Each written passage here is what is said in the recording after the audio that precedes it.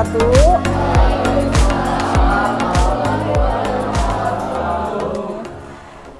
Alhamdulillah kelas 9 kita bertemu lagi pada pertemuan sekarang. Ibu akan membahas yang pertemuan sekarang yang kedua adalah masih tentang menyusun cerita pendek di bab ketiga. Bagaimana? Kamu sehat semua? Alhamdulillah. Hari ini siapa yang tidak masuk? Reha, siapa lagi? Iya. Berarti banyak. Iya. Oh iya. Iya. Nanti ya Ibu minta laporannya dari bagian absensi ya untuk pertemuan yang sekarang ya. Kita lanjutkan ke materi yang selanjutnya. Yang dibahas kemarin adalah ya masih tentang bab 3 menyusun cerita pendek. Ini ada 3 kali pertemuan, mohon dilihat semuanya ke depan. Tujuan pembelajaran yang sudah kita capai kemarin sudah 2 ya. Jadi tujuan pembelajaran yang pertama adalah menjelaskan pengertian, kemarin sudah, atau definisi dari cerita pendek. Masih ingat? Harus ingat ya. Kemudian tujuan pembelajaran yang kedua kemarin adalah tentang menjelaskan fungsi. Fungsi juga sudah menjelaskan fungsi teks cerita pendek. Nah, yang akan kita pelajari sekarang adalah menyusun cerita pendek. Tujuan pembelajarannya adalah mengidentifikasi struktur ya, mengidentifikasi struktur cerita pendek. Ini sebetulnya sudah kemarin walaupun sepintas ya. Ini Ibu jelaskan dulu ya. Jadi tujuan yang harus dicapai sekarang itu adalah mengidentifikasi tentang struktur cerita pendek. Jangan sampai lupa, di bab pertama kita belajar tentang teks laporan. Yang kedua kita sudah belajar tentang pidato persuasif. Dari mulai definisinya, definisi atau pengertian, strukturnya, kemudian lagi kebahasaannya, itu tidak boleh lupa. Ditambah lagi nanti aspek kebahasaan di dalam cerita pendek nanti di pertemuan terakhir ya. Sekarang ini hanya mengingatkan saja, ini sebetulnya sudah ya. Kemarin yang sudah kita bahas sepintas ini adalah mengenai mengidentifikasi struktur. Struktur di dalam cerita pendek di sini intrinsik. Yang kita pelajari adalah intrinsik dulu sebab ini biasanya di tingkatan lebih tinggi lagi. Kita nanti lanjutan cerpennya ya, kita belajar tentang cerpen dari awal, ini kelas 7 belajar, kelas 8 hanya melanjutkan saja. Ini justru yang dibahas tentang intrinsik saja ya. Ada yang disebut dengan temanya itu apa. Ingat, tema itu apa. Jangan sampai tertukar dengan judul. Beda ya, itu silakan buka lagi.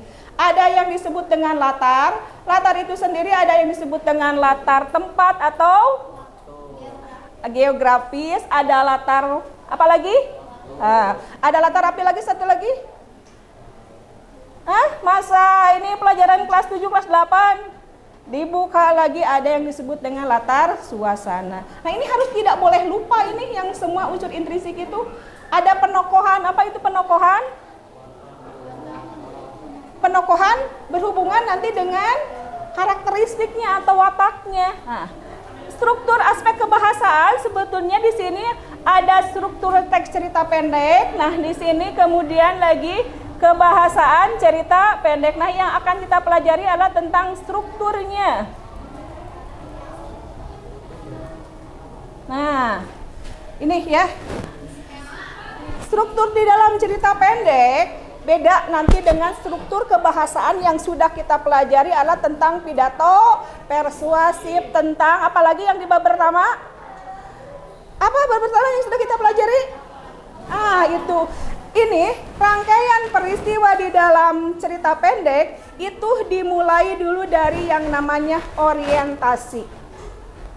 Sudah sering mendengar kata orientasi atau belum sama sekali? Nah, kamu kesini ada masa orientasi. Apa itu orientasi? Apa? Pengenalan di sini berarti pengenalan apa? Betul. Kalau kita masuk ke sekolah, di sini ada masa orientasi atau MPD, pengenalan dulu. Di sini tuh ada apa saja, ruang apa. Tapi kalau di lesson cerita, di sini pengenalan dulu cerita. Biasanya di orientasi itu munculnya adanya di paragraf pertama. Ada yang namanya pertama itu yang muncul itu adalah bukan tema dulu, tetapi di sini biasanya keadaannya dulu ya. Ada siapanya, penokohannya. Ya, ada penokohannya biasanya di sini. Kemudian lagi di sini di orientasi biasanya yang muncul itu adalah selain penokohan apa? Belum ke karakter kita. Apa? Latarnya betul. Latar dari cerita itu di mana? Siapa yang sudah tuntas membaca Pohon Keramat? Ayo, siapa yang sudah membaca Pohon Keramat sampai tuntas? Hah? Kan kemarin sudah ditugaskan. Ayo, siapa yang sudah sampai tamat ini membaca Pohon Keramat cerpennya? Belum juga? Aduh ini ya. Jadi di sana nanti yang cerpen yang kita baca, mau cerpen anak, mau cerpen remaja, itu sama saja. Biasanya yang pertama itu adalah pengenalan dulu yang disebut dengan orientasi. Di sini biasanya adanya di bab pertama ya. Tentang ada yang namanya tadi tokoh atau penokohan, ada yang disebut dengan latar. Biasanya latarnya baru ke latar geografis saja. Harpaster. Jadi jadi latarnya baru geografis saja atau latar tempat. Waktunya biasanya ini sudah mulai di waktu itu di rangkaian peristiwa. Nah, di dalam cerpen yang sudah kamu baca, ada juga yang belum baca. Ini orientasi. Setelah itu, di dalam cerpen itu baru ke rangkaian peristiwa. Rangkaian peristiwa itu berarti kejadian yang muncul yang ada di dalam cerpen itu. Ya, kalau kamu yang membaca berarti terbayang, oh iya, tokoh si A ini mengalami kejadian-kejadian sehingga dikisahkan di sana itu ada beberapa paragraf. Maka di sana muncullah nanti itu unsur intrisi cerpennya, dari mulai tadi penokohannya, nanti juga ada yang disebut dengan karakteristiknya, baru muncul nanti sudut pandangnya, ya point of view-nya. Nah di sini ini kan kamu pernah tidak mengalami seperti itu atau membaca cerpen yang sudah rangkaian peristiwa ya, pengenalan dulu. Oh iya, ini ada si A, ada si B-nya, tempatnya di mana, rangkaian peristiwa kejadian-kejadian yang dialami, ada puncaknya. Di sini pun menarik sekali ya. Ini Pohon Keramat di sini. Sudah baca gak Swan? Sudah selesai? Menarik ya, itu ya, bagus ceritanya. Yang tidak mendiam saja itu karunya ya. Nah ini ya, komplikasi. Nah, setelah tokoh ada yang disebut dengan klimaknya, komplikasi, baru bisa menyelesaikan yang disebut dengan resolusi. Jelas ini cerita pendek? Ya, ini lanjutannya ya, lanjutan yang kemarin. Sekarang, nah, mampu menjelaskan, mengidentifikasi struktur cerita pendek, kita coba dalam bentuk ini pekerjaan produk yang harus kamu lakukan secara kelompok ya, itu. Ya, yang ada saja dibagi sekarang yang mudah saja pembagian kelompok, boleh 4 orang, boleh juga 5 orang. Cukup, tidak usah yang jauh-jauh, ini saja yang dekat saja. Ini sudah 5-an, udah ini saja. Ini sudah 5 misalnya, ini sudah 4, tinggal menambah atau berarti 30 berapa?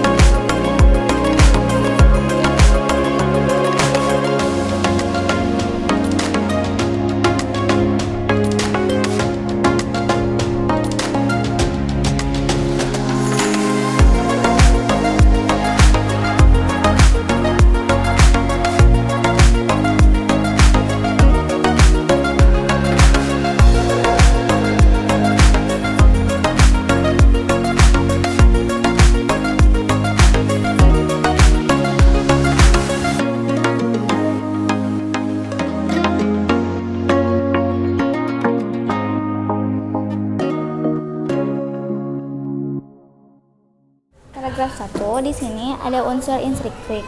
Itu latar tempat. Latar tempat menyimpulkan ada sebuahnya gunung yang dinamakan oleh penduduk kampung Gunung Beser. Pada paragraf ketiga terdapat unsur intrinsik, yaitu yang pertama adalah penokohan karena adanya pengenalan seorang yang bernama Jaya Sakti. Yang kedua adalah alur mundur karena di paragraf ini menceritakan sejarah. Yang ketiga latar waktu, sama seperti yang kedua yaitu menceritakan sejarah. Kesimpulannya adalah ada orang yang bernama Jaya Sakti yang tubuhnya menjadi pohon harum yang baunya dibawa angin ke sekitar gunung. Terdapat struktur cerita pendek pada paragraf ini yaitu orientasi. Pada paragraf keempat ini memiliki watak penduduk yang takut untuk memasuki area Gunung Beser. Juga ada latar suasana yang angker dan seram.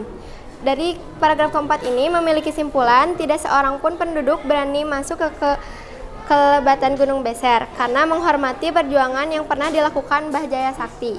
Struktur paragraf keempat ini yaitu rangkaian peristiwa. Paragraf kelima memiliki unsur intrinsik.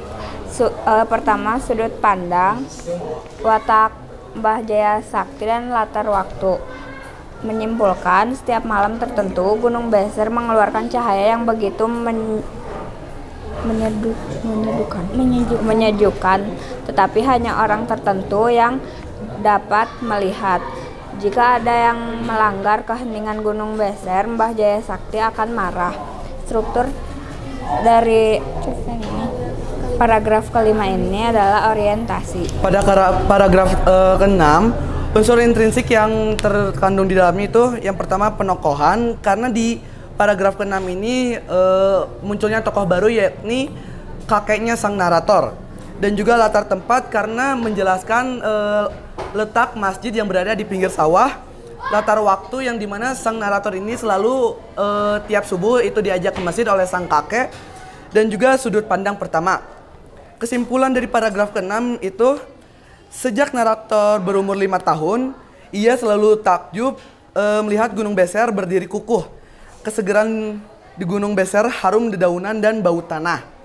Struktur cerpen pada paragraf ke-6 itu orientasi. Insya Allah kita bertemu lagi. Nah, hari ini tujuan pembelajaran kita adalah mengidentifikasi tentang struktur ya. Alhamdulillah sebagian sudah berupa hasil pekerjaan kamu yang tadi baru sebagian dipresentasikan di sini. Nah, insya Allah pertemuan yang akan datang kita akan lanjutkan lagi. Mohon diingat ini, kembali lagi ya. Nah, ini tentang struktur ini nanti ada kaitannya juga dengan kebahasaan yang akan kita bahas insya Allah pertemuan yang akan datang. Sampai di sini ada yang tanyakan dulu tidak? Ya, insya Allah kita nanti pertemuan terakhir membahas tentang aspek kebahasaan dari basi di bab 3 yaitu menyusun cerita pendek. Sampai di sini ada yang tanyakan?